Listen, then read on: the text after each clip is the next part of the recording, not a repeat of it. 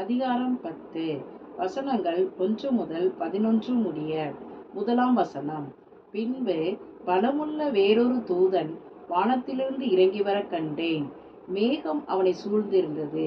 அவனுடைய சிரசின் மேல் வானவில் இருந்தது. அவனுடைய முகம் சூரியனைப் போலவும் அவனுடைய கால்கள் அக்கினி ஸ்தம்பங்களைப் போலவும் இருந்தது. 2. திறக்கப்பட்ட ஒரு சிறு புஸ்தகம் அவன் கையில் இருந்தது. தன் வலது பாதத்தை சமுத்திரத்தின் மேலும் தன் இடது பாதத்தை பூமியின் மேலும் வைத்து 3. சிங்கம் கெர்ச்சிக்கிறது போல மகா சத்தமாய் ஆர்ப்பரித்தான்.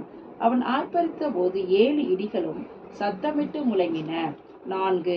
அவ்வேழு இடிகளும் தங்கள் சத்தங்களை முழங்கின போது நான் எழுத வேண்டும் என்றிருந்தேன். அப்பொழுது 7 இடி முழக்கங்கள் சொன்னவைகளை நீ எழுதாமல் முத்திரை போடு என்று வானத்திலிருந்து ஒரு சத்தம் உண்டாக கேட்டேன். 5. சமுத்திரத்தின் மேலும் பூமியின் மேலும் நிற்கிறதாக நான் கண்ட தூதன் தன் கையை வானத்திற்கு நேராக உயர்த்தி 6.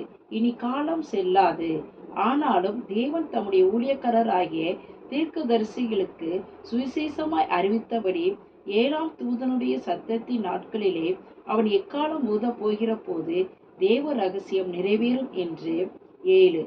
வானத்தையும் அதில் உள்ளவைகளையும் பூமியையும் அதில் உள்ளவைகளையும் சமுத்திரத்தையும் அதில் உள்ளவைகளையும் சிருஷ்டவரும் சதா காலங்களிலும் உயிரோடு இருக்கிறவருமானவர் மேல் ஆணையிட்டு சொன்னான். 8.